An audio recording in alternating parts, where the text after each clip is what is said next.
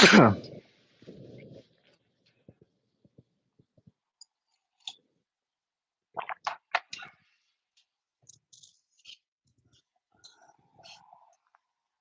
up, guys? Just letting people join in here. Give me like 2 minutes to start answering questions.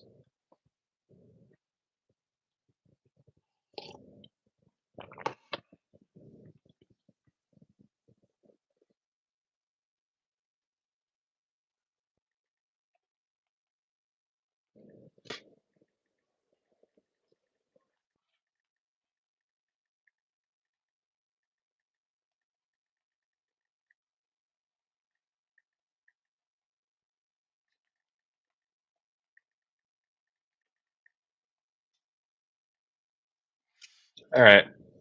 Do I have any videos on how to run N54 manifold?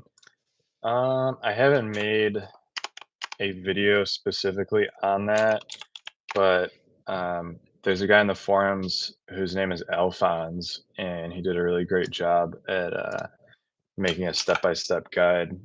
So I'll put that to you here. This is my website, but if you scroll down a bit, there is a link to his guide on the N54 intake. What's the topic today? Nothing specific. Just kind of whatever you guys need help with. Any questions for me on my car, or help on your guys' cars? Nothing in particular.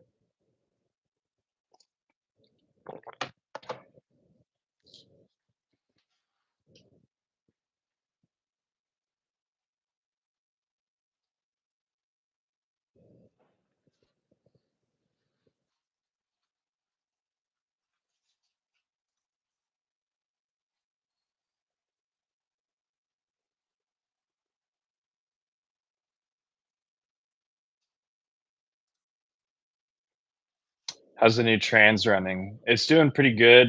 It's way better than the original transmission that was totally pooping out. I'm still gonna do the solenoids on it and put new fluid in it, and I haven't done that yet, so it should shift even better than it does now when I do that, and also do a custom trans tune on it. I want to add a turbo to my N52. Do you recommend? And if so, do you have a link for one? Also, a link for a downpipe. Um, do I recommend? I kind of prefer superchargers for N52s. Um, uh, there's a there's one company that's offering one right now. Um, I can't think of what the name is. I think it's ECR or Eurocan Racing. They have a turbo kit for the M52. That's the only one I'm aware of right now.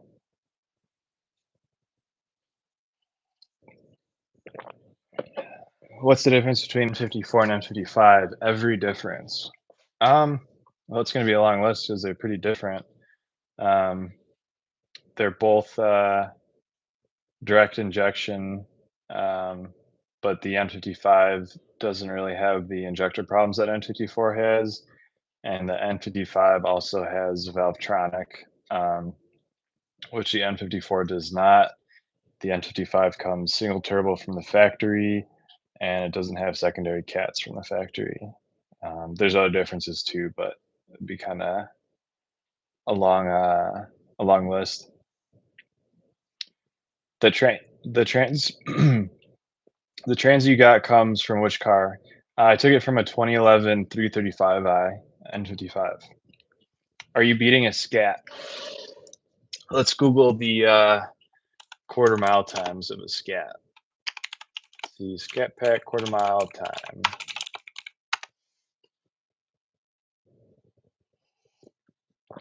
Oh, there's a bunch of them.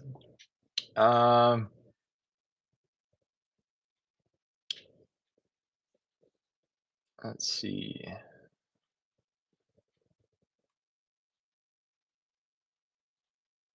This guy says his 2021 Oh no, it's a Challenger. Let's see, Scat Pack. So it looks like the Scat Pack can run between 11.7 and 13.2 seconds, depending on the trim. My car did 12.7 at 117 miles per hour, but that was without like really launching it, and I was on all seasons. It should really be running like a 12.4 based on the horsepower and weight. It looks like this 2020 2023 Challenger Shakedown RT Scat Pack wide body does a 12.5 at 112 miles per hour. So yeah, I mean it's pretty close. I definitely trap a decent bit higher, it looks like, than the Scat Pack, but I bet you they've got like line lock or something or a high stall torque converter, so they have a really good ET because they can launch them really good. Uh, I think that's probably more what they're built for. But I would absolutely destroy a Scat Pack on like a road course, anything with turns, which is what my car is built for, so it makes sense. N51 Sulev versus N52. The N51 just has more emissions equipment and lower compression. The N52 is better in all ways besides emissions. Supercharging the N52 throws its reliability completely out the window. No, a supercharged N52 is still more reliable than an N54. It's still my daily driver. That's the only car I drive. When running the N54 manifold, is the tune mandatory? I've seen people run them without a tune. Mandatory, no, but if you want to actually gain power, yes. The airflow tables are a lot different on the N54 manifold. So uh, if you want it to actually perform good, you're gonna need a tune, but it's not like your car's gonna break or anything like that if you run it without a tune, like temporarily. It might make more power versus the non-DISA intake manifold without a tune, but a if you're taking off a three-stage intake to run an N54 intake manifold without a tune, it's gonna be slower probably.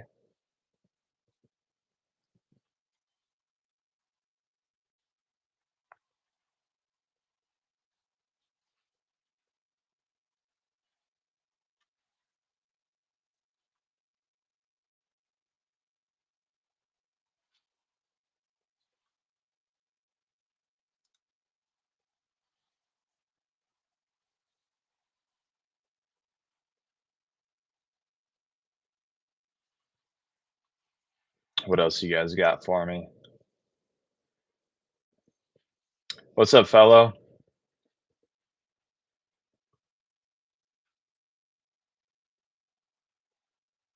We've had lengthy DMs on IG. What's your IG username? Emilio, do you have horsepower numbers running lowest safest boost on the N52? Yeah, I was just looking at those dyno numbers today. Let's see what we had. So the lowest boost would be the stock ESS pulley, which is a 115 millimeter, and I was making something like 280 to the wheels. But that was before I replaced the torque converter in the transmission, and I was losing power through the torque converter because it was slipping. Um, Generally, I would say with a good transmission, it'd probably making like 290 wheel on the 250 the 115 pulley. Ian, AO chat. Is that the Ian I think it is downstairs right now? Mr. Wiseman, Ian McGeehan. Yes, sir. Still can't decide if I want to keep my 3.3i Sport package at 197K or change into a different E90 with nicer spec, like M Sport everything from factory in an LCI model. Oh, tough decision because you can always retrofit all the M Sport stuff on your car but at 200K, it's kind of getting up there in miles. So that's really up to you and what kind of deal you can get on that car on a LCI. Obviously, stuff would be kind of newer and nicer on that.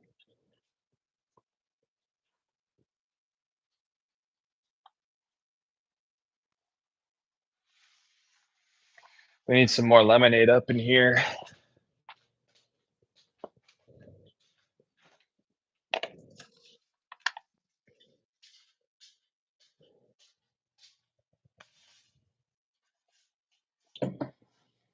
With obviously way less miles, looking at something under 100K, but this platform can reach 300 if you pour money into it.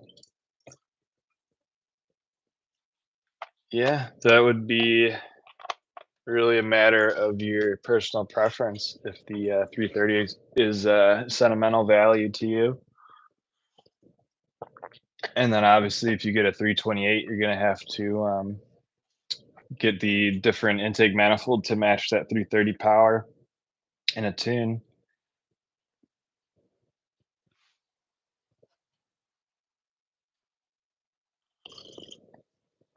The Sauce Boss. What's up, Raymond? I like the 330i. Thanks, man.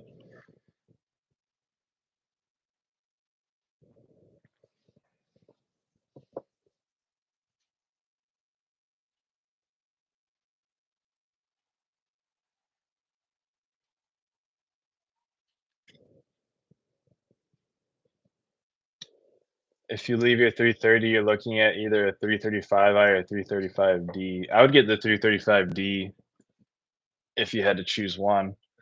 If you get a 335i, I would not leave your 330. I would keep it as a daily because the 335i is going to break and you're going to not have a car. It's hard to keep track when everyone has a different username on each platform. It's a lot of times I'll have someone message me on like Facebook and be like, "Hey, we talked on Instagram," and it'll be like a completely different name. So it's always hard to match up who's who. Uh, Exhaust 2887 code. I bought a solenoid, but it didn't fix it, so I bought an expensive brand, and it fixed it. It was ripping all day. Nice. Yeah, the cheap solenoids don't usually work. They either don't work out of the box or they fail early. I always get I have one Pureberg and one genuine BMW in mine right now. I usually get one or the other.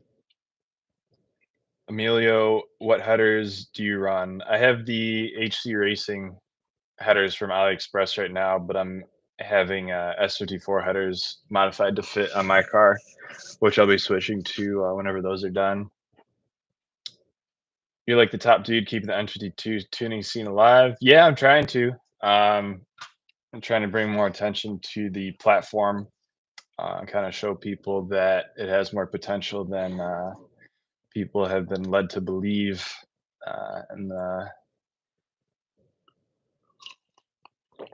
And you don't always have to sell it and buy a 335.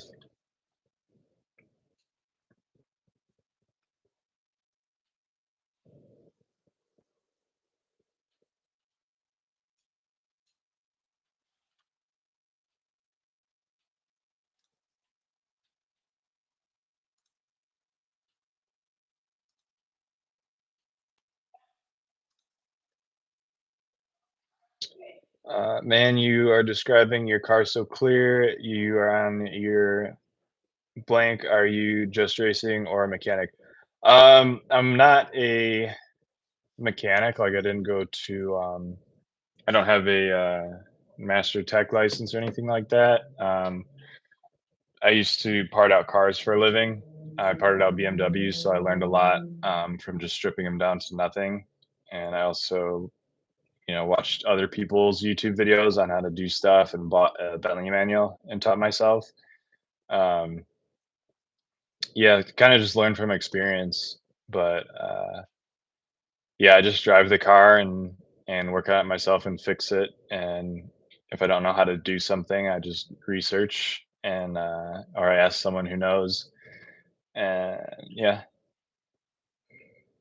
I will say stock 330i Sport Package is the fastest car I have ever had. Yeah, they're honestly solid, for an NA stock car from 2006. This thing rips on the highway if you're trying to get from A to B. Yeah, yeah, I think they're good cars, in stock form. They definitely wake up a lot with the, 22 RPD tune and putting some headers on there too.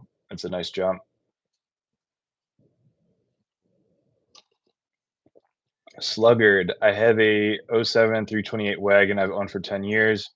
Was considering doing a 335i drivetrain swap, but you've definitely changed my mind. Yeah, I mean, you could supercharge that 328, for sure. It'd be a lot less work and a lot less, headache than a N54 platform.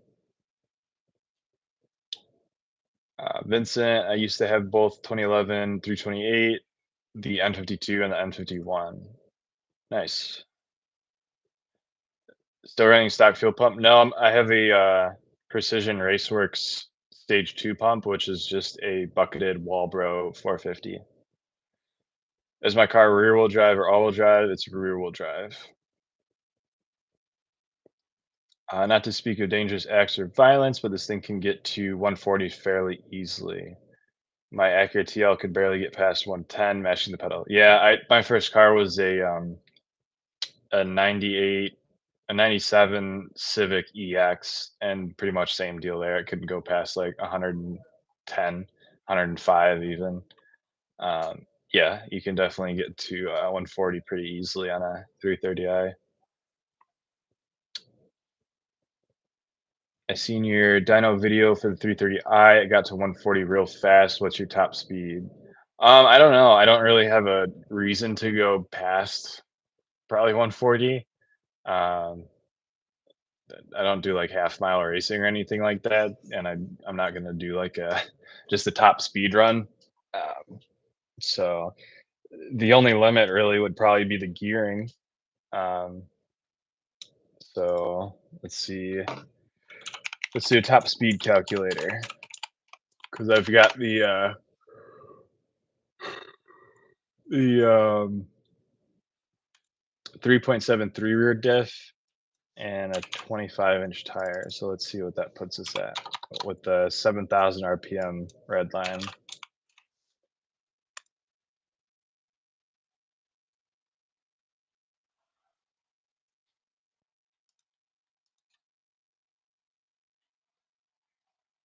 Looks like I need to find the transmission drive ratio too. 6HP21 gear ratios. 6 is 0.691, 0.691. Yeah, the gearing limit is 202 miles per hour. So yeah, I don't know. I don't know at what speed the horsepower won't overcome the wind resistance, but it's geared to go up to 200, which I wouldn't even try.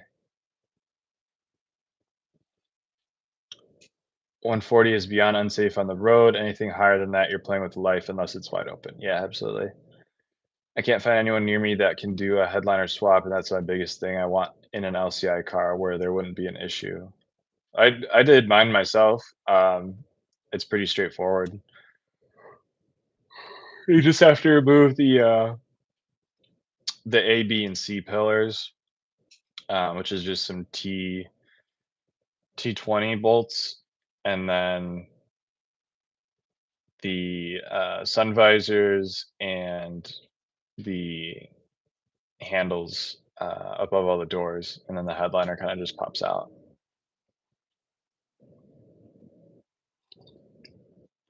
I'm surprised nobody near you would can tackle that.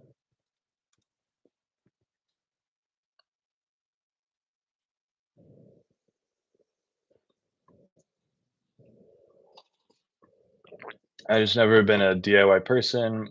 I'm more prone to break the thing I'm taking out or make a mistake. Yeah, I think most people are generally like that. You just kind of got to learn how to do stuff through your mistakes. They're scared of the glass sunroof. Well, they don't have to take the sunroof out. It, there's just a rubber seal that goes around the, sunroof that holds it to the headliner that you just, um, hold it down while you pull the headliner out around it. You don't have to touch the sunroof at all. Unless you wanted to change, like, the little window that goes over the little sliding panel that covers the sunroof. I'm not sure how you can change that, though.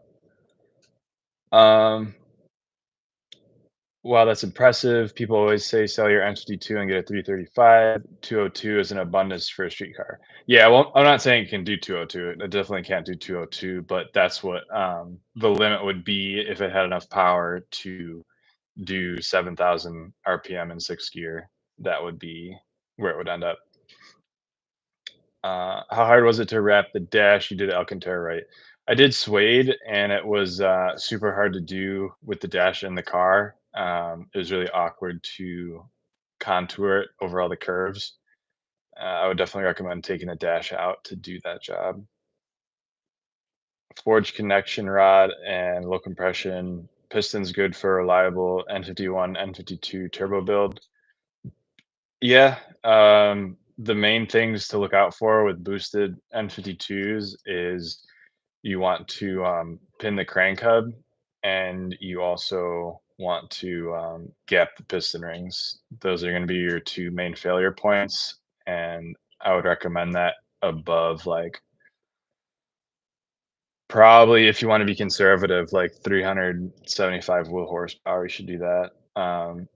As for the forged connecting rods and the low compression pistons, that would just make it even safer after that. Would you ever do a straight line at a track? All my videos are taken on a track. So yeah, I would do a straight line at a track. But this car is built for autocross and time attack, so it's not like I'm going to be gapping dedicated drag builds or anything. So I'm not too serious about it. I did do a quarter mile run recently, and it ran a 12 point. What was it?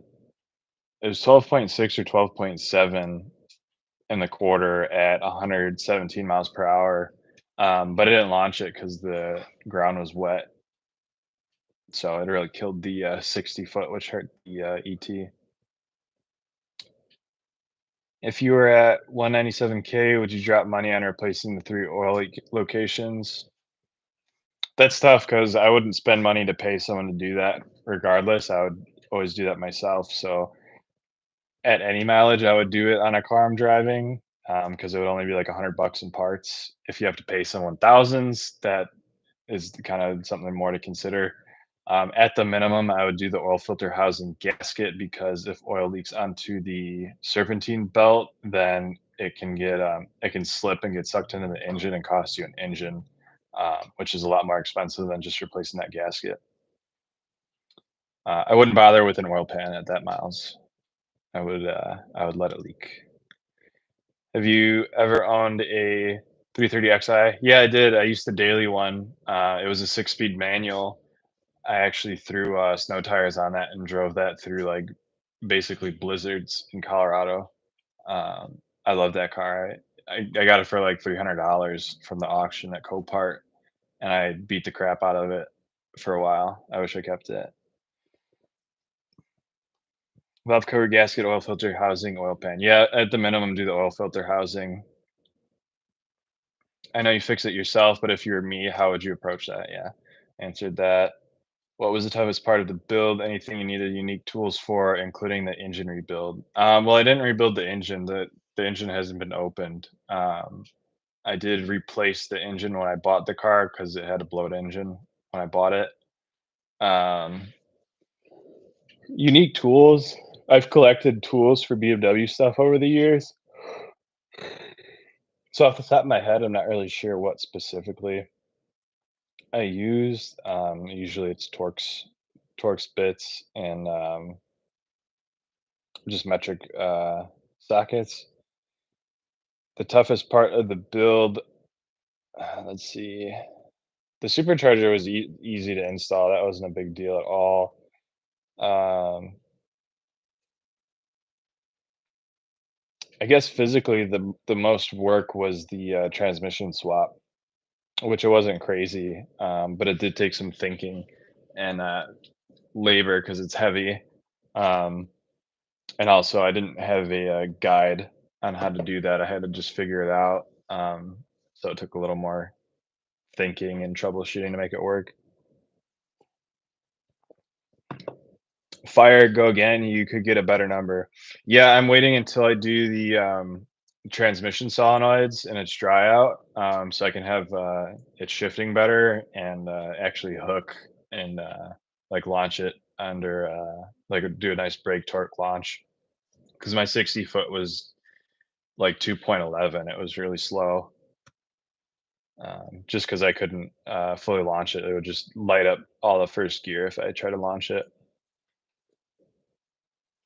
I own one with 255K miles. I heard the exhaust sound clips of the muffler and second cat deletes, they sound good.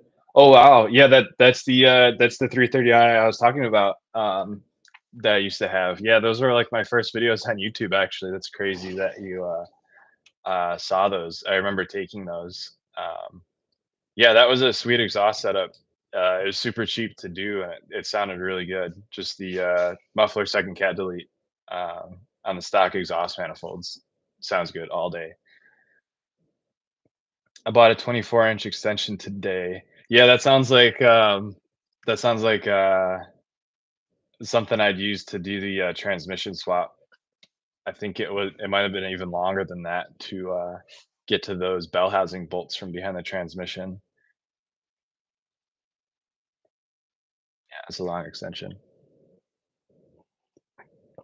Guys, if you haven't already, hit that like button. It helps push this video up in the channel, up in the algorithm. I appreciate it.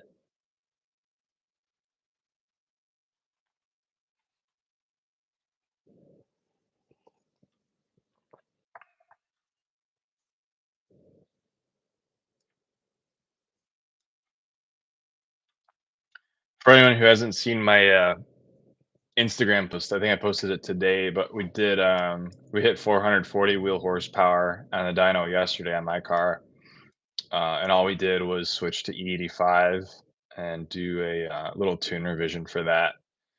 And I only had like 30 minutes before we had to pull it off the dyno because something else needed to go on there. So we just did one run, but it was pulling timing up top. I think needed to adjust the fueling a little bit since the boost went up at high RPM. And so yeah, it should be doing like 455, 460 wheel right now once we get the tune dialed in on the E85. But it put down 440 while it was playing timing, so pretty happy with that.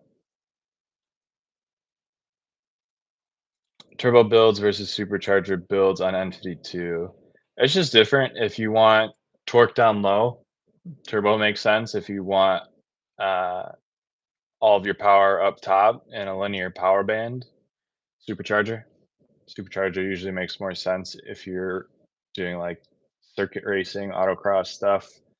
And the turbo makes more sense if you're like drag racing. But if you're drag racing, I probably wouldn't do it with an N52. It doesn't really make sense. But if you want a street car, just fun to drive, you could go either way. 440. Yeah, yeah, 440 at the wheels, and I think it was like 325 wheel torque. But I wish I had more time in the dyno so we could have revised the tune and ran it again and probably made like 460. If you still own the 330xi, would you put the supercharger in it? I bet that thing would move on digs. Yeah, absolutely, I would. I would put the supercharger on any N52 I had. 440 solid for a daily. I'm modding my N52 before I buy a new car. Yeah, 440 is honestly plenty already. It's solid. Let's see if I can pull up the dyno. I'll show you guys.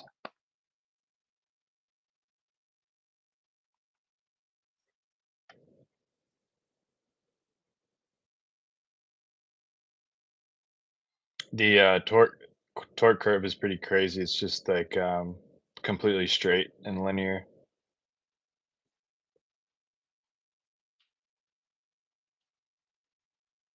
We'll see if we can get the camera to focus on that. This web's from like 2010, back in the Skype days, so it's not the best. Are you gonna work? Oh, we're doing something. So I don't think you guys can see the numbers, but you can see. Oh, there we go. Maybe. My goodness, this is terrible. But yeah, so that's the torque curve. It's just straight from nothing, and it keeps going up. And then you can see on the top here, um, where it starts pulling timing, where it dips down at the top. And once we fix that, it should follow the rest of that line straight up. So I'd predict like 460 wheel. If you still own I already did that one. 400 compared to 255 is crazy. I can't even imagine the second gear feeling when at a standstill. First gear in an E90 does not exist. Yeah, yeah. I had the 391 rear differential, and I had to go down to the 373 because first gear was like impossible to get a good launch in. It was just immediately have to shift into second. Um, yeah, it first and second gear is a lot of fun. First gear is like 15 miles per hour. Yeah, it's super low. To do a 0 to 60, I have to go into third gear. Um, just barely though. On the 391, I had to shift to third, I think 45 miles per hour. And then on the 373, I have to shift into third at like 50, 55, something like that. What was your fastest N52? This is currently my fastest N52. Uh, what's the benefits of running the Porsche injectors and NA, no plans of going supercharger turbo? Then there would be zero benefit to you running those. The only difference it makes is it flows more fuel. If you don't need more fuel, it doesn't help you in any way. So if you're not running boost, you just keep the stock injectors. This lemonade is terrible.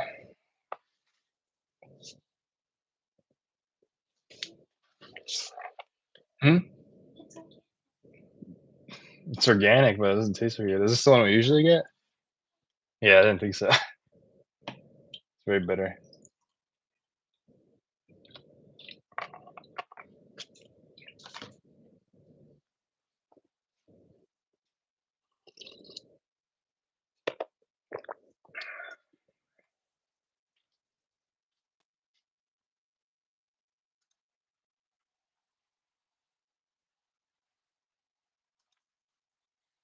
Best way to gain power in an N52 without boost, it's gonna be 22 RPD tune, three-stage intake manifold, or N54 intake manifold, and headers. Yes, you should just do intake tune with headers. That's the big three. Those make the biggest difference. That'll bring you from around 180 to 200 wheel horsepower all the way up, say, 260, 270 wheel horsepower on a rear-wheel drive car. Is a turbo with the three-stage intake manifold dangerous? Dangerous to your engine possibly, because those DISA valves, I don't trust them personally, even NA very much. So if you're adding pressurized hot air into the equation, I don't think it's worth the risk. And also, you don't need to add the torque from the intake manifold. You're adding torque with a turbo. So just use the N54 intake manifold. You want to do the N54 intake, but you're too lazy to drill those holes. Yeah, if you want to do it the lazy way, you can. buy uh, the sleeves on eBay for that swap. They're like eccentric sleeves, and you can run a catch can that runs from your valve cover to atmosphere, and you won't have to drill any holes in it. But it's always better to reroute your crankcase ventilation to vacuum. It helps seal your piston rings and improves your engine efficiency. Have you had any issues with too much compression? I've read that most of the engine can reliably hold is 9 psi. I'm following someone who is rebuilding his N52 with eBay low compression rings. I haven't had any issues on mine. I'm hitting like 13 psi. It is good to gap your piston rings past like 370 wheel horsepower though. Compression wise though, with the higher compression pistons, that just means you have to run better fuel with the more boost you have.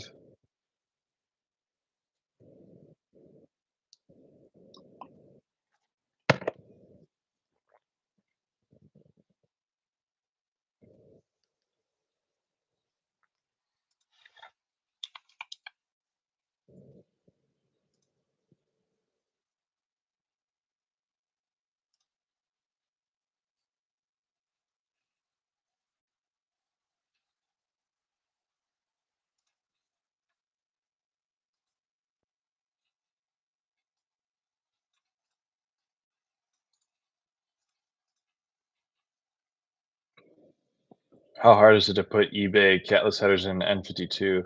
Don't get eBay headers, get the HG Racing headers on AliExpress. I have a link that I'll send you here. But yeah, don't get eBay headers, they won't fit. My E90 has been sitting for 3 years with a dead battery. Well, you should replace that battery and drive it. Does N51 need a tune for three-stage intake? No, you already have the three-stage intake, but BMW detunes it a lot from the factory, so you'll benefit a lot from getting a 22 RPD tune to take full advantage of that three-stage intake manifold that's already on your car. Could you install headers at home? Well, I pulled my transmission and engine and installed that at home. You could do anything you want at home. It's just down to your experience and skill level and what tools you have. But most people do install headers at home. What's up, Bobby? I appreciate you checking in all the streams. I always see you joining in here.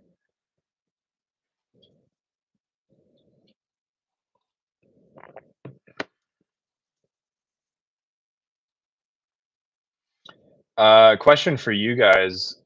I want to be a little bit more scheduled with these streams so people can kind of know when to expect them. Which which day and time range is the best for all you guys who are watching right now? So for example, Saturday between 1 and 5 p.m. and say what time zone you're in as well, because in Seattle, so my time zone's probably going to be different than a lot of you. So maybe say like the day and morning, afternoon, night. Let's do that. That'll be the easiest way. But yeah, let me know which schedule is ideal for you guys, and then I'll try to plan out like a day each week where I have a set schedule on those. Saturday, 7 p.m. EST. Okay. 6 p.m. PST. Okay. So more evening. After 6 p.m., I've been watching the stream and eating dinner. Oh yeah. I usually do that too when I'm eating, as I watch YouTube as well. Right now it's 7 p.m. where I am, PST.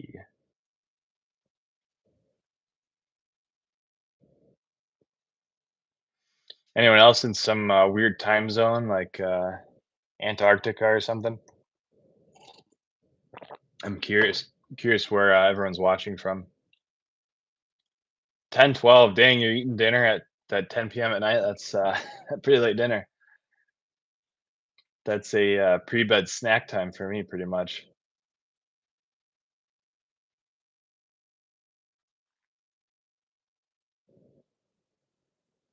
10 p.m. is like ice cream time, man. Ice cream and a nice pop. Watching from Texas, nice.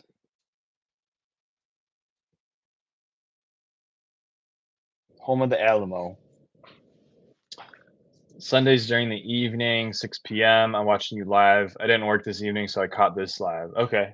I'll write down all these times and try to figure out when's the most convenient for everyone. Uh, I know the lives I've done so far, I've planned out like 20 minutes ahead of time where I had a block of free time and I popped on. Let's see. So we've got Saturday 7,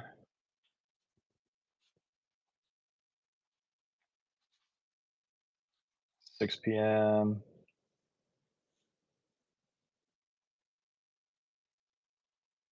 another 6 p.m. Eastern.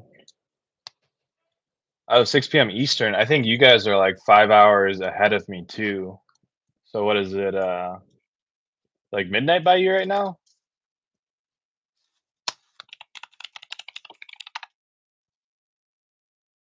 Oh no, I'm way off on that. 10 p.m.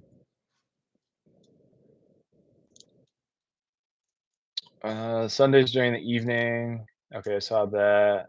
Low key, I just work late. Oh, that totally makes sense. Yeah, getting some grub after you get off of work. 9 p.m. in Illinois. Uh, have you seen those chaos calibration N52 tunes? Are they any good? I don't have any experience with those at all. I haven't really seen too many people running those. Obviously, I work for 22 RPD, but I only work with them because I trust them and they tune my car. And I feel good promoting them to other people since I know they do good work. So I always obviously recommend 22 RPD, especially because I work at 22 RPD and I see the process that goes into developing all of their tunes and all the work we've done on my car. So I always recommend 22 RPD. I can't speak to that company specifically. I haven't seen anyone that I've spoken with run their tune. So I don't want to speak on that without knowing. 10, yeah, 10 p.m. in Eastern time.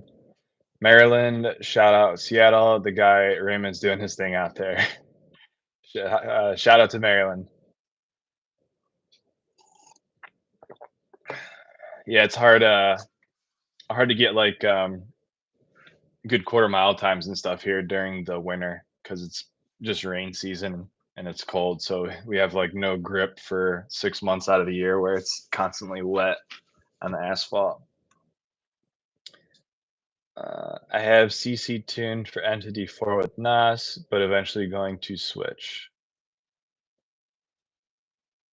Um, oh, CC. Oh, you're talking about that tuner. Okay.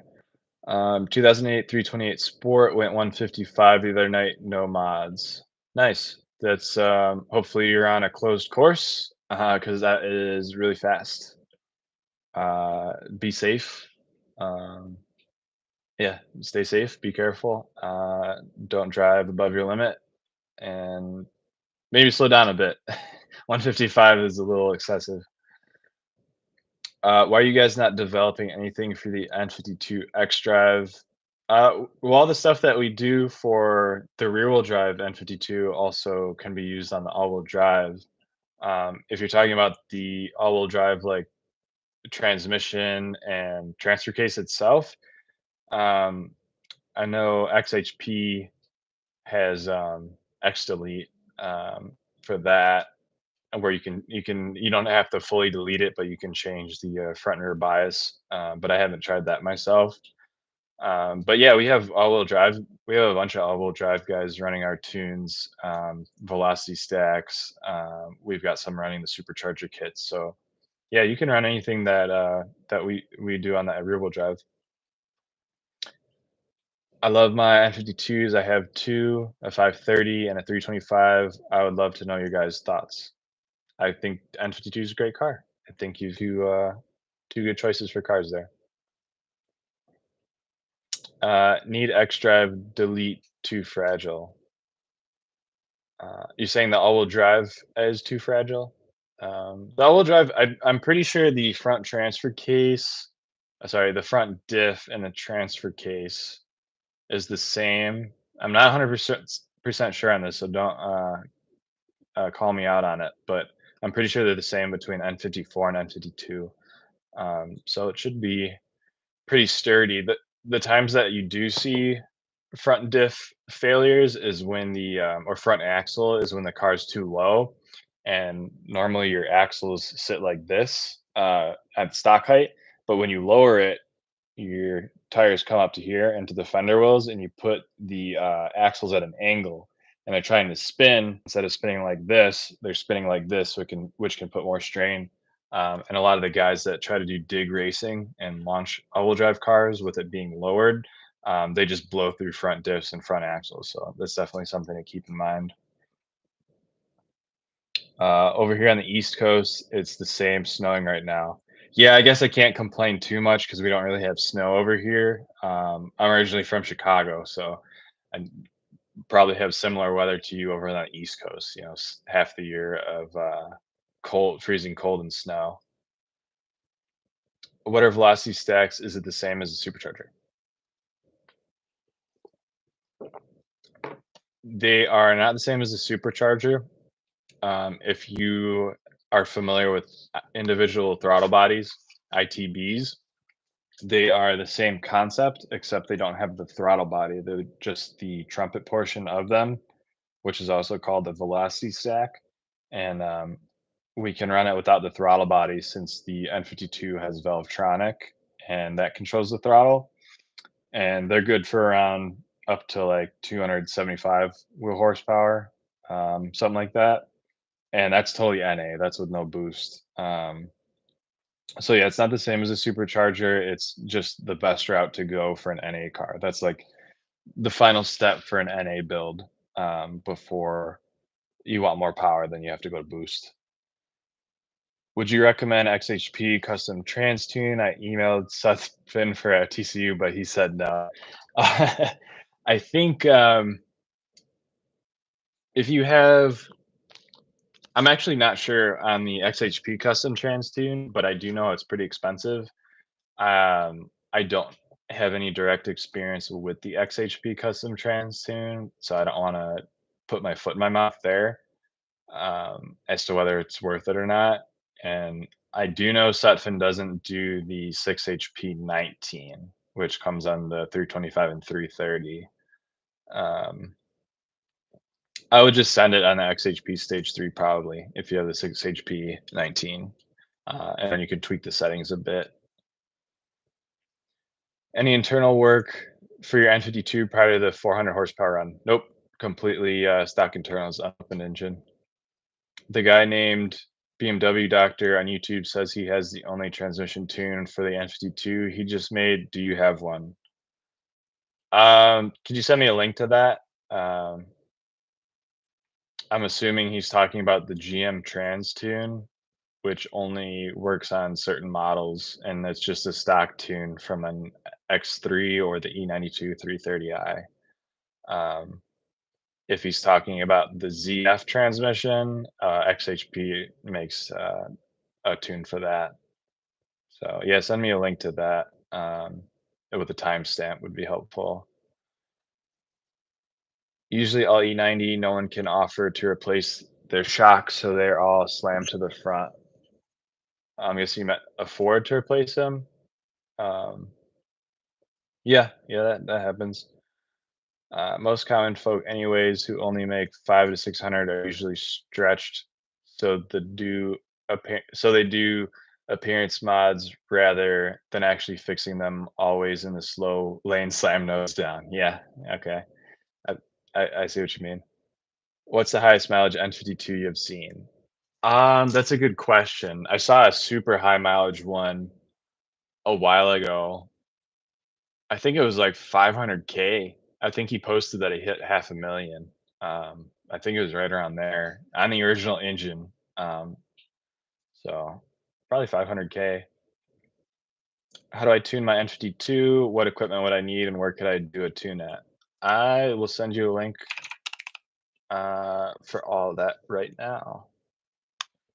All you need on your end is a Windows laptop and a battery charger that's at least 15 amps, and 22 RPD takes care of the program and the cable and tune, and you just have to flash it. I have a video on step-by-step instructions on how to flash that as well. So here is the tune for your car, and then I'll also link you the how-to video so you can kind of watch that and see before you buy kind of what you need to do.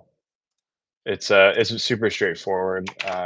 We have guys in high school flashing these tunes, no problem. So it's super straightforward. Um, you don't need to be expert in tuning to do this.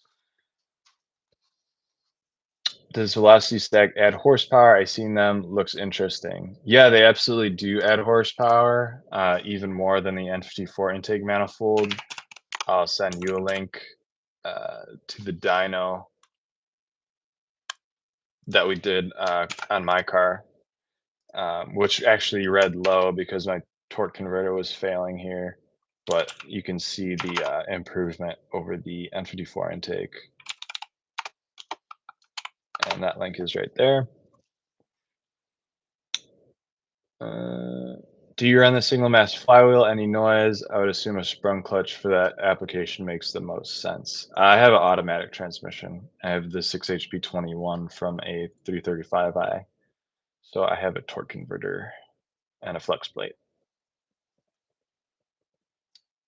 Uh, could I tune my E90 with my PC? I don't own a laptop. If you if you can get an extension cord and bring that desktop out to your car in your garage or whatever, I don't see why you couldn't do that. Um, I would probably maybe borrow a friend's laptop or something just for ease of use, but I think we might have had a customer actually that brought his desktop out to flash his car. So you might be able to do that. Chris, thank you. Appreciate it. No problem. You're gonna need a laptop with Microsoft, bro. Yeah, you do need Windows. You can't do it on a Mac. Can I have the link for the velocity stacks? I don't have a link to buy them yet because we're still developing them. But that link I sent below that message is kind of the rundown on them.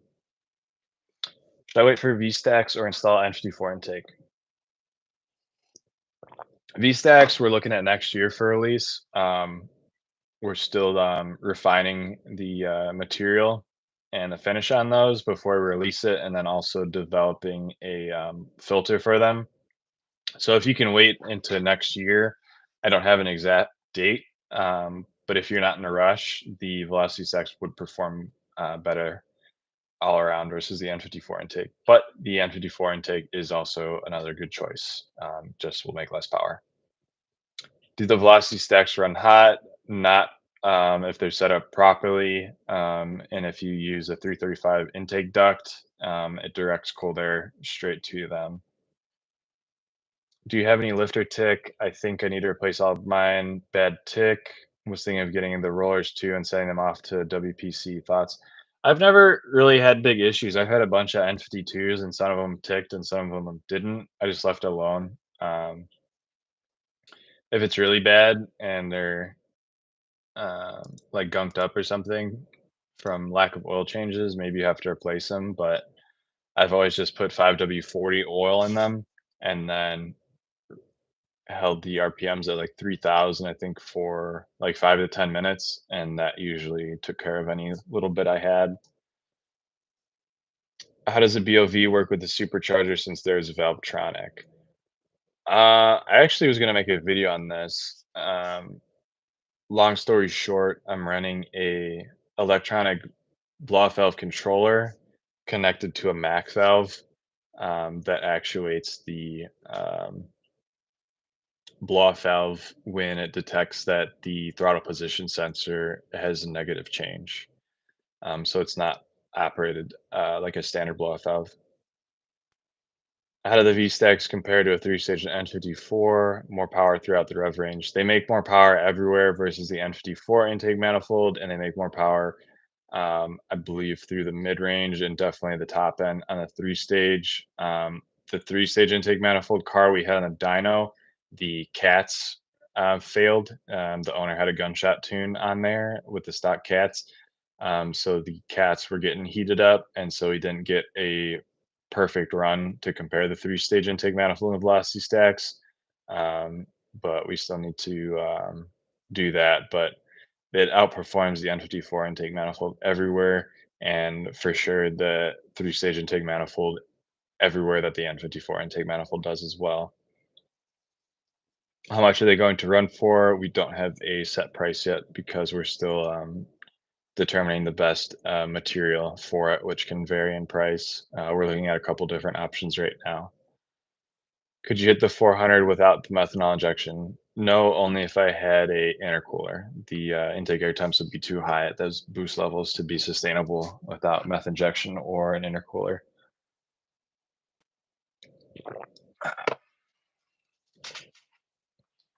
Hit that, anyone who hasn't yet, please hit that like button. It helps me out a ton with the YouTube algorithm.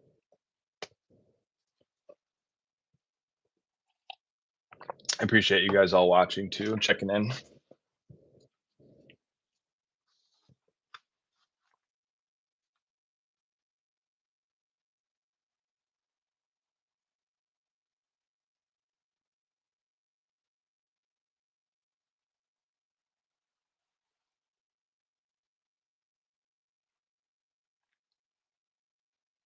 So say I get tuned for N54 intake manifold, but then I want to go to velocity stacks. I would have to buy the velocity stacks and the new tune, correct?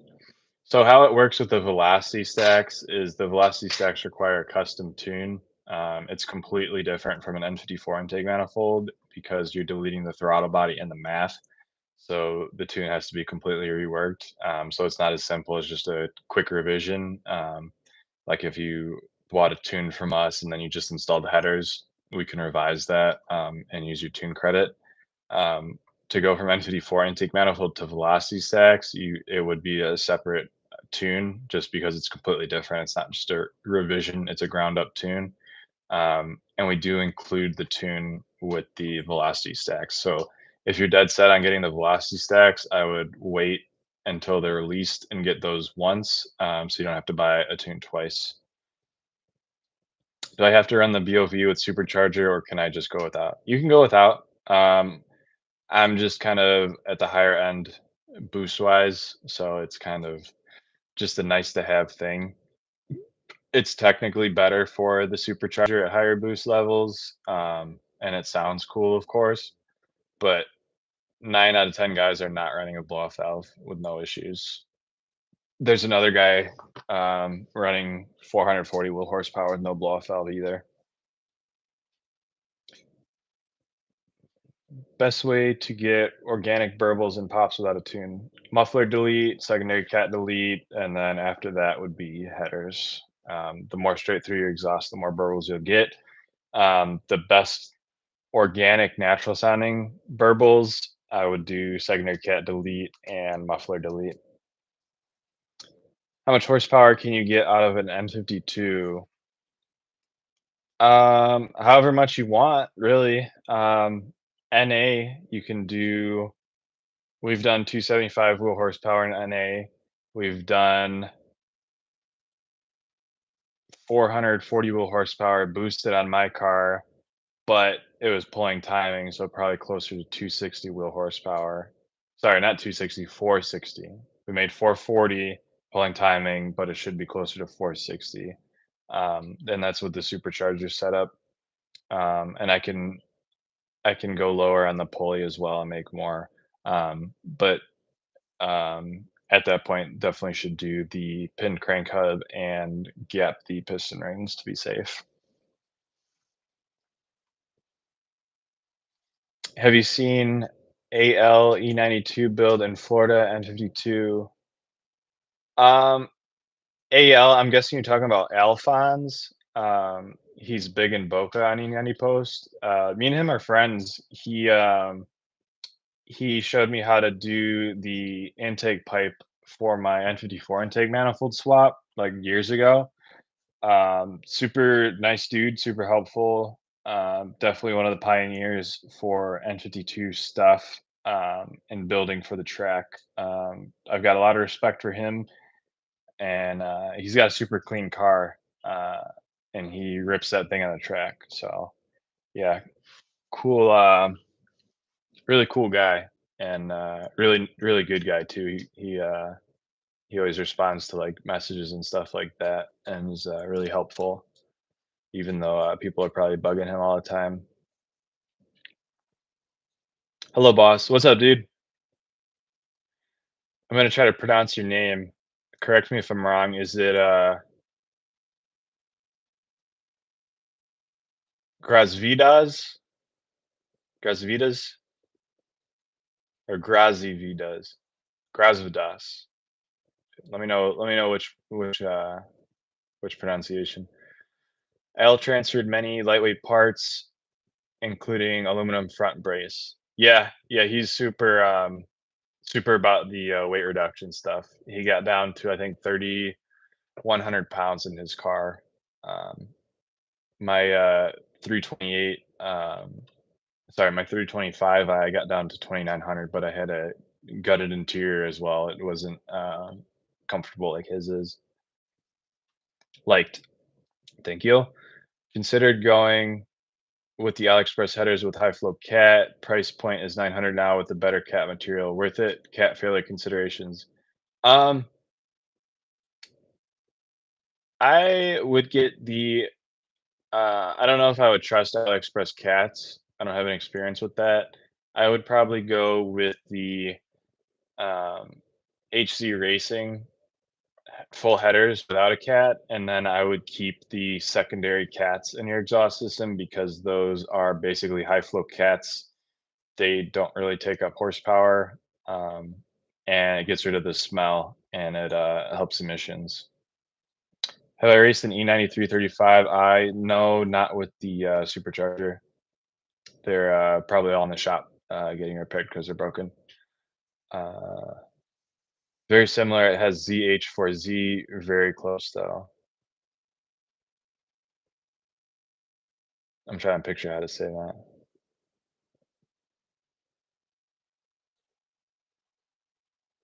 I'm not gonna try again, but if I was close, I'm good. That's pretty good. What nationality is that name? 328 CSL. Oh yeah, yeah. So it's Alphonse. It's Lithuanian. It's hard. English speakers rarely pronounce it. Oh, I have a good friend from Lithuania, back in Chicago. Um, I think the only Lithuanian I know. Uh, Very cool guy. Slavs have easier time with it. Okay, that makes sense. I don't feel as bad then. NA 275 with the velocity stacks, I would want to stay NA. You can see up to 275 with the velocity stacks on a rear-wheel drive manual car.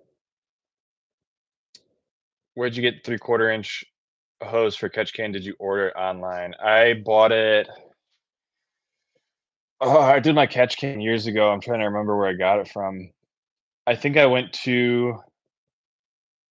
I'm actually positive I went to either Napa in person or I went to Advanced Auto Parts in person, and I just bought it from their bulk. You have to go up to the counter and tell them you want a 3/4 inch fuel rated hose. Has to be fuel rated, but it is expensive. So if you can find it online cheaper, buy it. But yeah, it's pricey at in store. 335 boys stay working on the car. Yeah, yeah, they talk all that smack, and they're like, "I'm gonna gap you so bad, bro. Once my car's out of the shop, once I do my injectors and my water pump and my fuel pump, I'm gonna gap you so bad." It's like, yeah, that's how that usually goes. Um, just wait, bro. Big things, big things coming. Big things coming, bro.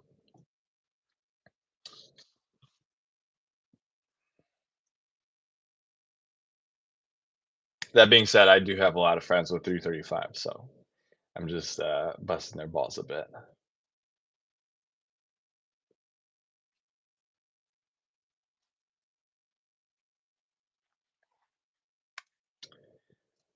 Uh, that's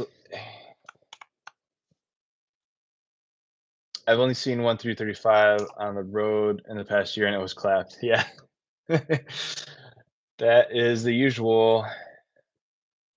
I sent you RMP clip on Facebook. Do you know its horsepower or what mods it has? I've never been able to find mod list. I didn't see that on Facebook. Um, did you message it to me or did you tag me in something? I'm looking now, but my internet's super slow. Yeah, I don't see a message or a tag from you, so maybe try sending that over again. Um, their horsepower, I can't remember off the top of my head, but I know they published it somewhere. Um, let's see, RMP N52 dyno. There's a video of it on the dyno too. Let's see if Rocco posted the horsepower numbers. Rocco is the owner of RMP up there in Canada. Okay, so here it is on the dyno. Where is the horsepower? I see 307 horsepower. I would imagine that's at the wheels with this fully built motor. I don't see torque. He's making 307 wheel horsepower at 7,600 RPM in this video here.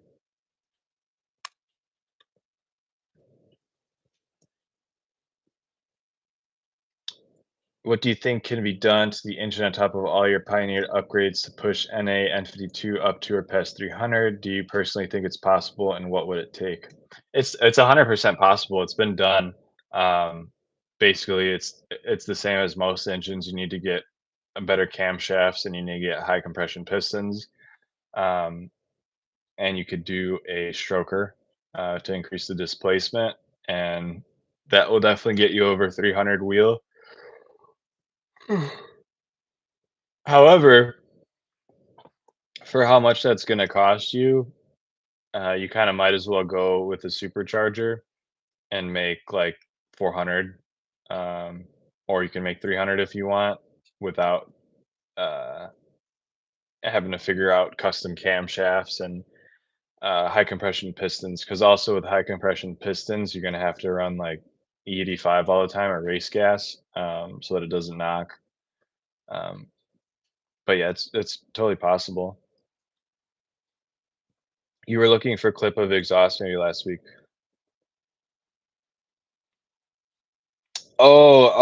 Sent that on the N52 group chat, I think, on Facebook. I was looking for the video of the camshaft making all that noise when he pulled into the pits. I remember that.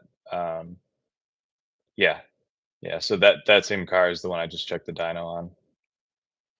Do you recommend stock manifold or N54 for supercharger? Always N54 intake manifold, always. Do you know anyone with a supercharged N52 running 8 HP? Because I might swap one in mine. That is a good question. We do have an N52 tuned with an 8 HP. I think it's in an E30.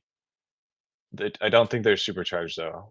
But we can definitely tune you for that, even if you're in the 8 HP. That's no problem. I would have done an 8 HP in mine if I had a little bit more budget for it this year, but I did not.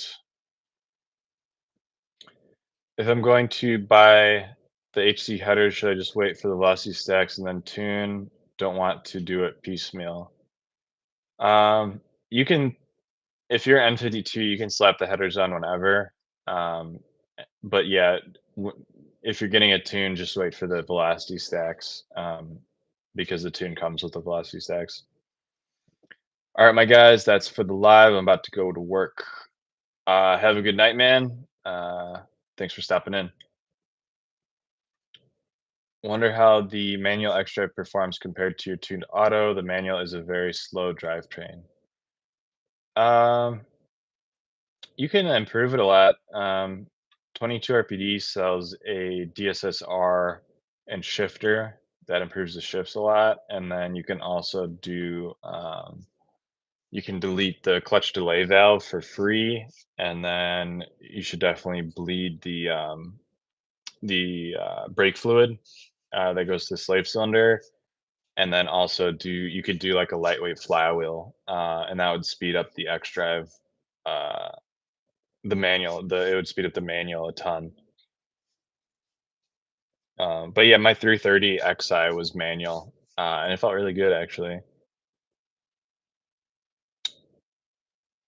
Your car's badass, bro. Thanks, Andrew. I try.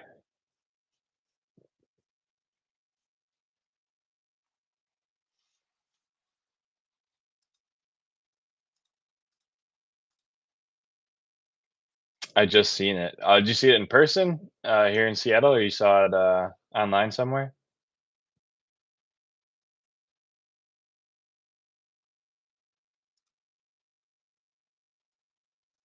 And guys, if you ever need like ASAP assistance or you've got like more in-depth questions you need answers to, I have a private Discord that I made. It's $10 a month, and I answer everyone's questions there first. And first priority, I get back to you within like a couple hours generally. And so if anyone needs in-depth help or help setting up your car, exhaust setup, stuff like that, this link I just posted in the chat here is to join the membership. I appreciate the guys in there.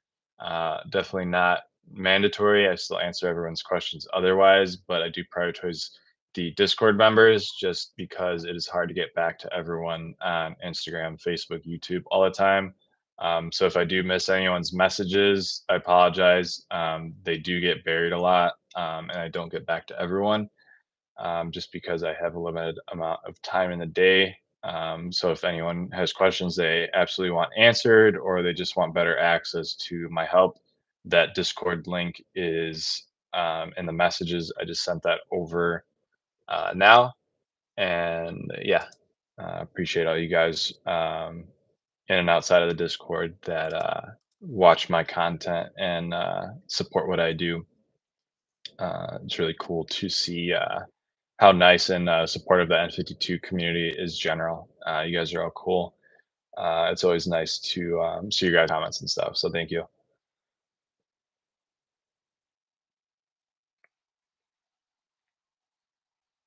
I need a smaller muffler with my setup. Do you find that there's droning? Um,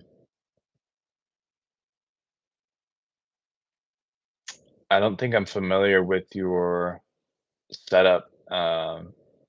If you're on full stock exhaust and you're doing the HC racing headers, I would get like a bigger muffler, like a Vibrant Performance, um, uh, a Vibrant Street Power muffler, and that's really good for drone. Or you could do the MagnaFlow rectangular muffler, which I think is like a 5x11 or a 4x10, something like that. The straight through cylinder mufflers will drone more. Try to get an offset, bigger rectangular muffler. It won't affect power and it'll help your drone more. And then leave your stock resonator, leave your stock secondary cats as well. Um, and that makes a big difference too. Uh, Ever thought of making an LSD? I saw kits where they can convert the stock diff somehow. I was also wondering if you ever investigated that yourself. Yeah, I actually did look into that. Those are the racing diff conversions. It was kind of 50-50. Oh, thanks for joining the membership, by the way. I just saw you pop up there. Um, Trying really hard to say your name. Grasvidas. Gras Grasvidas. Thank you. Um, I did look into those LSD conversion kits, and it was kind of 50-50 on whether people had no issues or it failed really quickly. I've never pulled apart a diff and installed an LSD myself, so I really didn't wanna take the time to learn how to do that, install it, and then have it break. Um, and I'm not sure how hard the guys that have had them not break drive their cars. I know how hard I drive my car, and, the other guys I've seen that kinda drive their car hard, seem to have had issues with them, so I'm kinda just waiting till I have the budget to buy a full, like a Quaife LSD.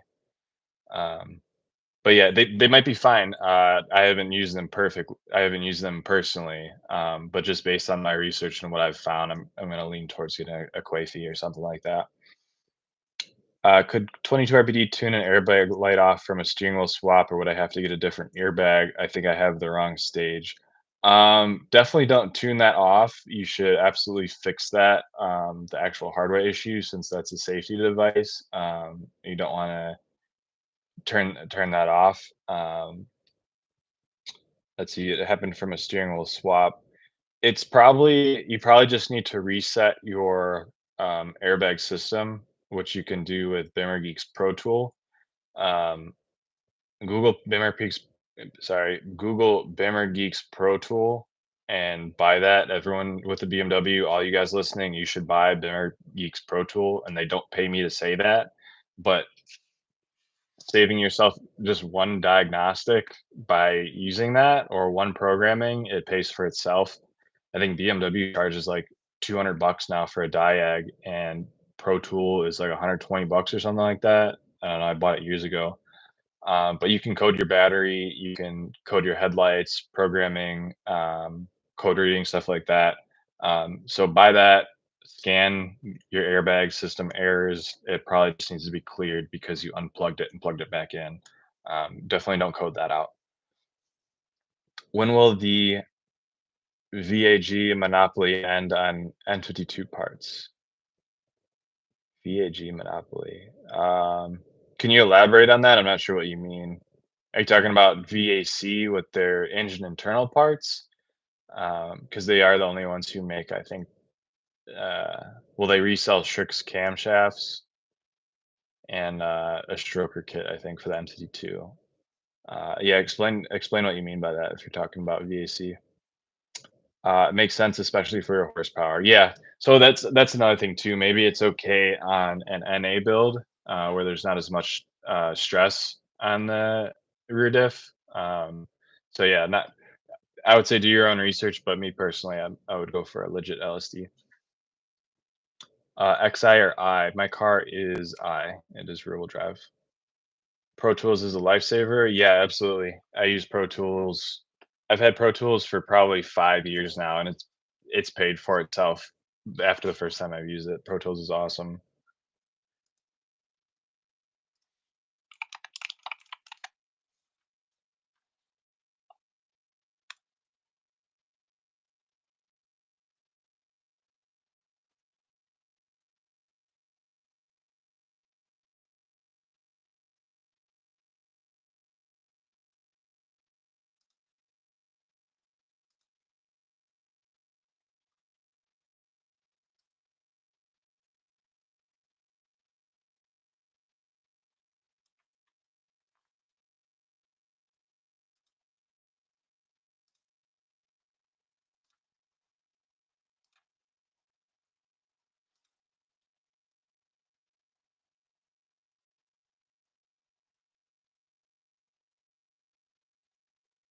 Little update on my car.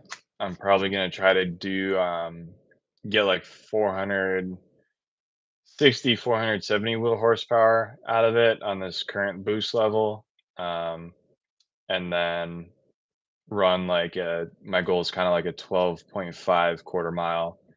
Um, Obviously, weather permitting, I need dry ground to hook on a full launch. But right now, my goal is 470 wheel horsepower and a 12.5 quarter mile. And I think that will be a good stopping point for now on the car.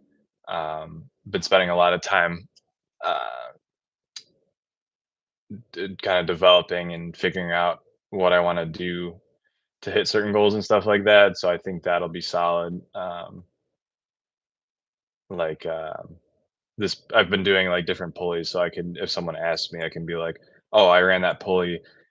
This pulley makes this much power. It runs this time and stuff like that." So I think the end goal here is to do on a 3.25-inch pulley, do 12.5, make 470 wheel, and I think that's like a good stopping point because I'm already over 500 horsepower at the crank. I honestly think that's plenty. I went to RMP today. What a shop! Yeah, they've got a lot of cool stuff over there. I haven't been there personally, obviously, but I've seen some of their posts. You and the Racing Jake are the reason I'm confident in going supercharged. Keep doing your thing. Yeah, me and Jake are actually good friends. We chat pretty often, and yeah, he for how long he's had his supercharger kit, I think going on for maybe 4 years now, and he tracks his car, and I know how he drives his car, and he's a very fast driver. He's a legit, amateur race car driver. He races other cars and go-karts and stuff like that, so he can drive. He's a heck of a driver. So I'm with you there. He made me more confident in the supercharger as well before I had mine, just based on his experience. Yeah, Jake's a super good guy too. Grasvitas, what's your current quarter mile? My best I've done is 12.7 at 117 miles per hour, and that was just the only run I've gotten in on the current setup. And I haven't optimized my shift points or anything since then, which I need to kind of tweak them a little bit so I don't have to shift into fifth right before the finish line. And also, I have to have dry ground so I can launch and get the ET down.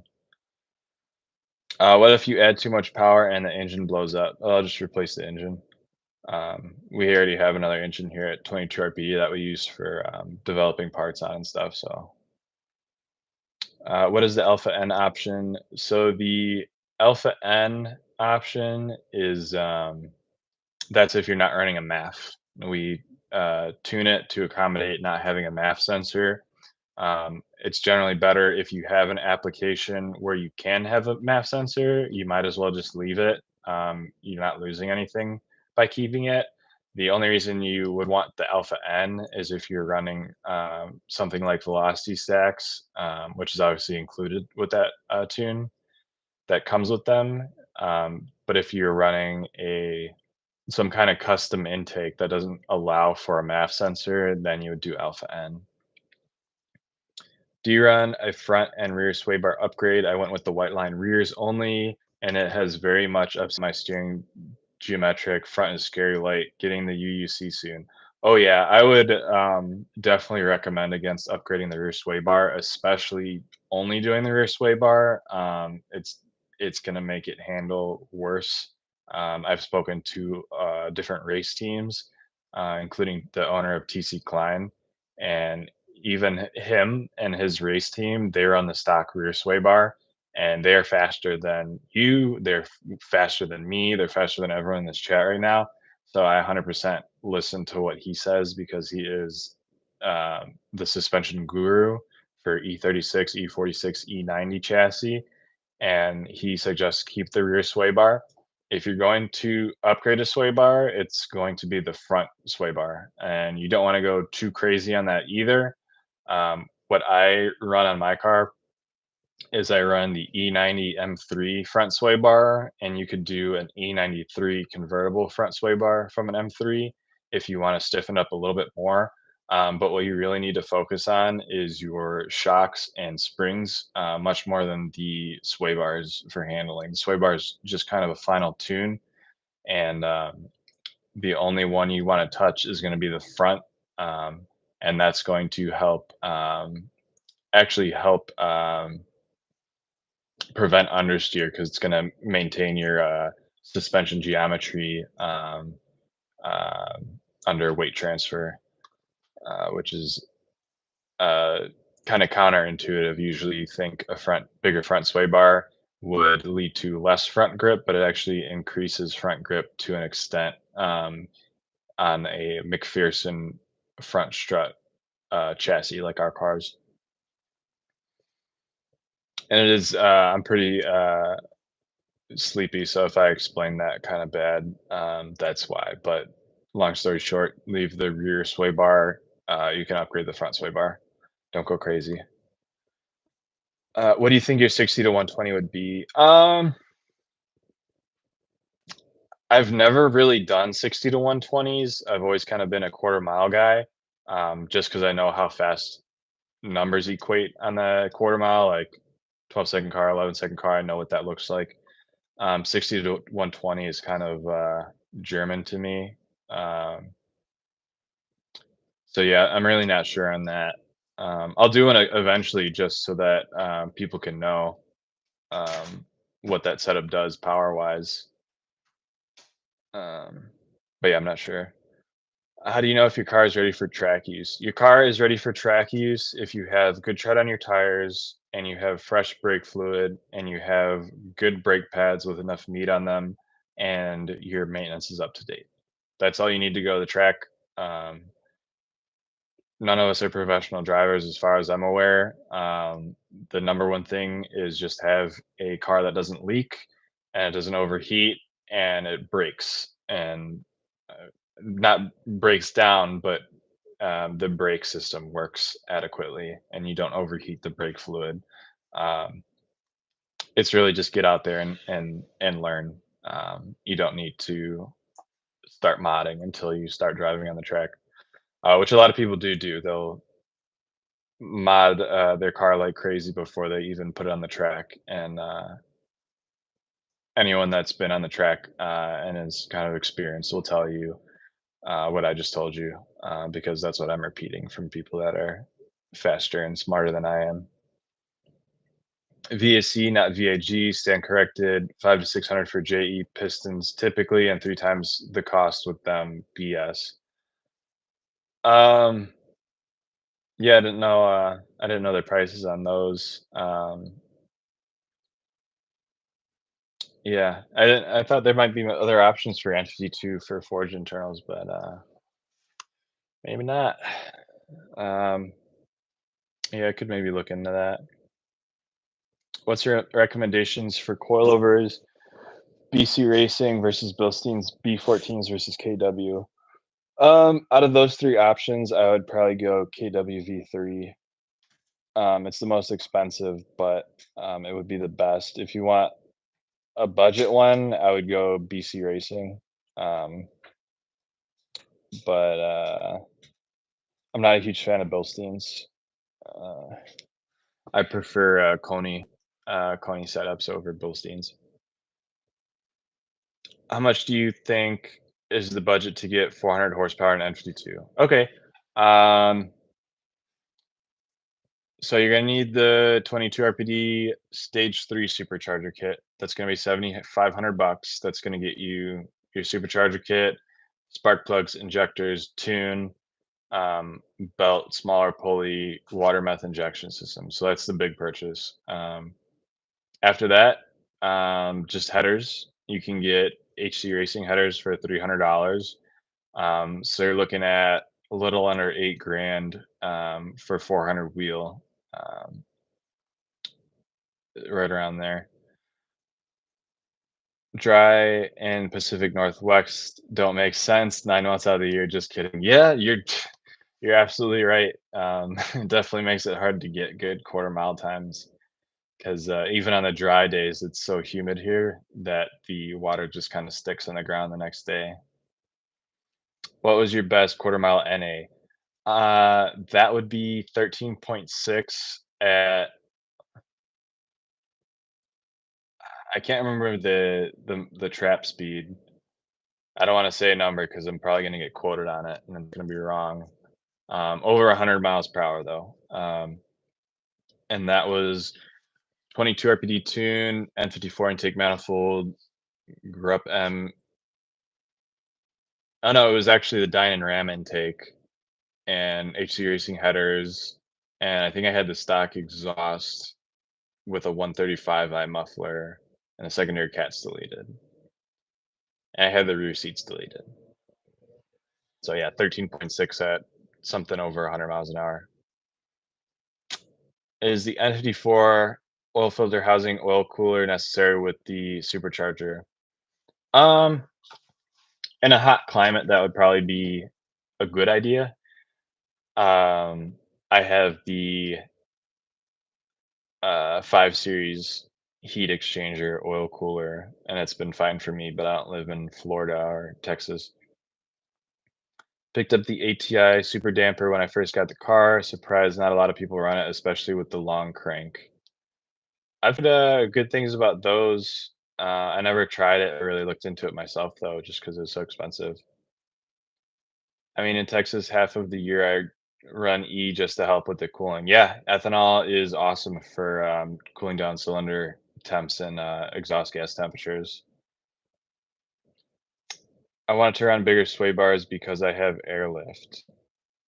That's something I don't have experience with, so I couldn't really give you good advice there. I don't know how that interacts with the sway bars.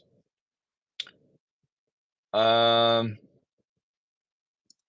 I'm getting ready to get off of here. Probably take just like 2 more questions, and then I'm gonna sign off for tonight. So next 2 questions I'll answer, and then I'm going to relax.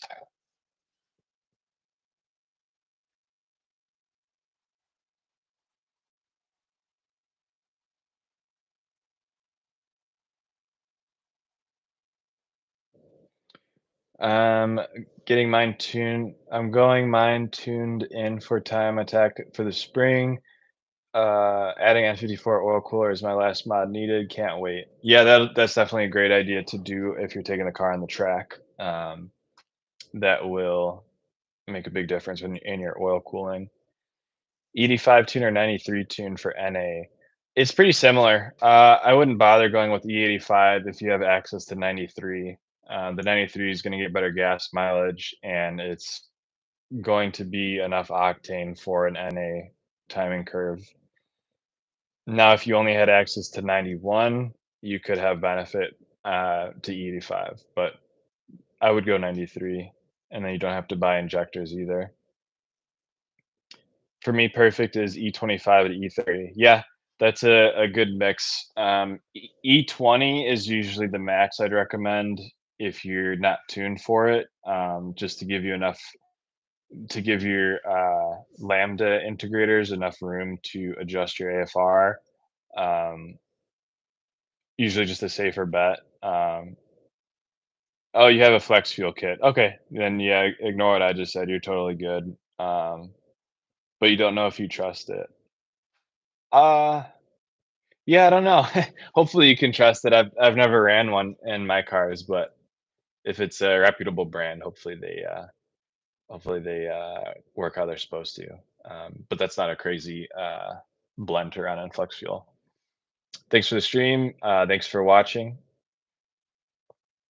I went F30 calipers front and rear. I honestly think I need an M3 master cylinder. It's really spongy. The sport brake coating didn't do anything. Yeah, you absolutely need the M3 master cylinder to not have a mushy pedal on those.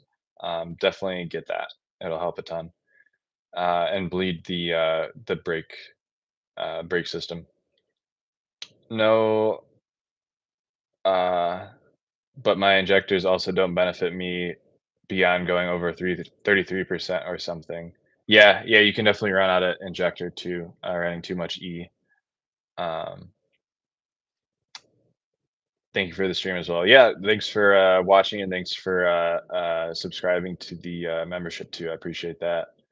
I'm gonna go ahead and sign off here tonight, guys, and then I'll probably post tomorrow or the next day with an actual scheduled stream. It looks like Saturday evenings is kind of the best for you guys, so I'll try to schedule something around that. It is the holidays, so no promises for this week, but I will work on getting a better schedule for these streams. Thank you to everyone who came in and watched, especially on short notice. Appreciate all you guys and the support and the nice messages you guys leave me. And have a good night and happy holidays, guys. Take care.